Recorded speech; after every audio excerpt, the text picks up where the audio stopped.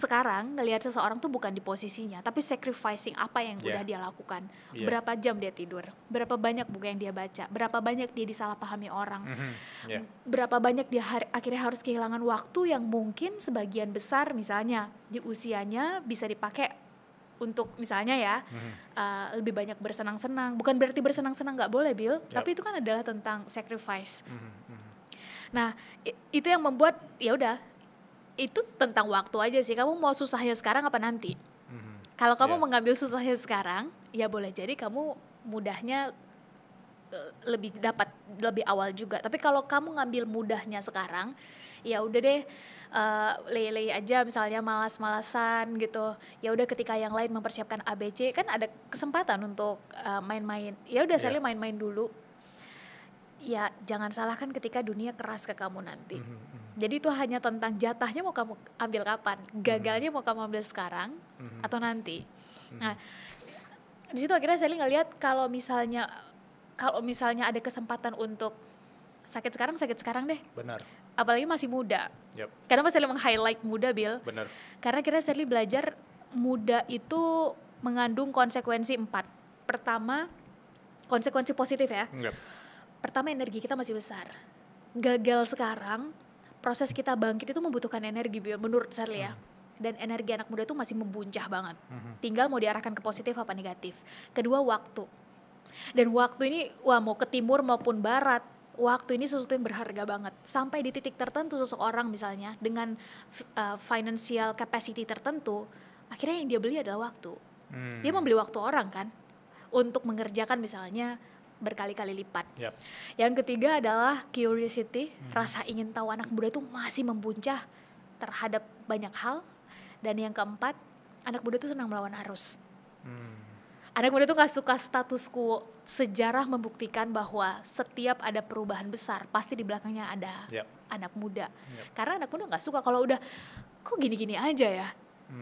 Kok kayaknya ini udah berjalan sekian lama tapi gak ada hal-hal yang baru yang bisa kita tawarkan ya. Jadi 4 hal itu gak perlu diapa-apain, siapapun kita, warna kulit kita mungkin berbeda, laki-laki atau perempuan, lahir, tinggal, berasal dari keluarga dengan status ekonomi sosial mungkin berbeda, tapi 4 hal itu dimiliki oleh mereka yang masih punya jiwa muda.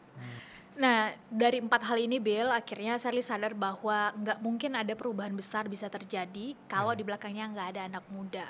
Dan 5 tahun belakangan ini Sally berkesempatan untuk ketemu sama anak muda, diskusi, sharing. Sally ngelihat potensi itu ada untuk kita semua, terutama untuk Indonesia ya, karena lebih dari setengah penduduk Indonesia hari ini diisikan oleh anak muda ya, Bill. Benar. Jadi Sally ngelihat ada harapan itu sih.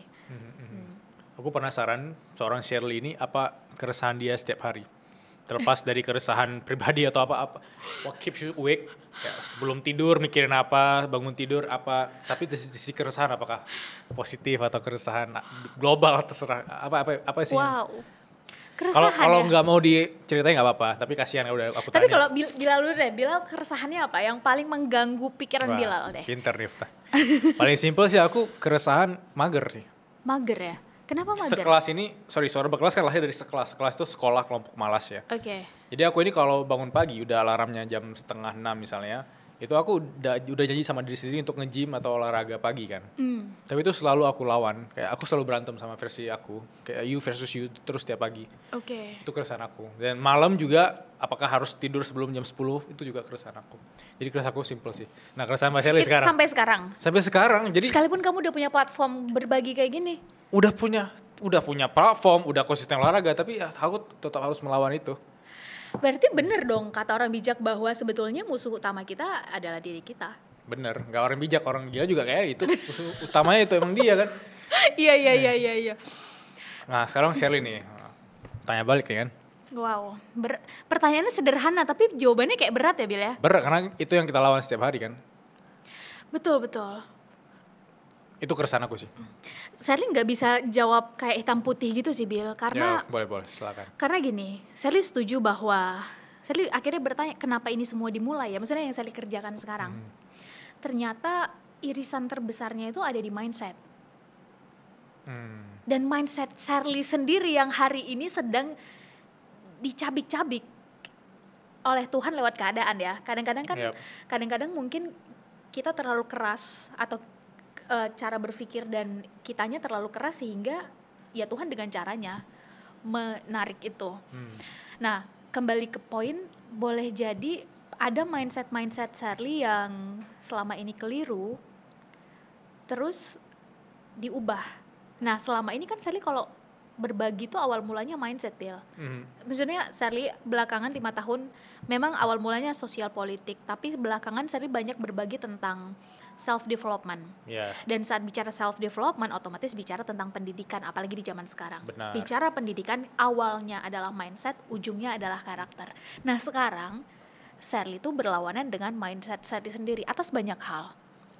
Termasuk atas, kayaknya kita gak mampu deh sampai ke sana. Tapi Tuhan ngasih tanggung jawabnya kayak dipaksa untuk, ya ini arahnya ke kamu. Jadi kayak, misalnya nih, Sherly mager, misalnya ya, kayak bilang tadi, Sher, kamu masih ngomongin mager diri kamu sendiri. Ya mager, Sherly juga mager, Bill. Procrastinate, Sherly juga kadang-kadang procrastinate. Kamu masih ngomongin dirimu sendiri, sedangkan tanggung jawab yang Tuhan kasih adalah tentang orang lain. Itu tuh kayak gak make sense bagi Sherly. Kalau dulu ya, aku dulu dong yang harus selesai. Ya kayak tadi, aku dulu dong yang harus ini muncul dari diriku. Ternyata kadang-kadang tuh ya udah kamu memikirkan something beyond of you, beyond yourself, maka push itu akan hadir.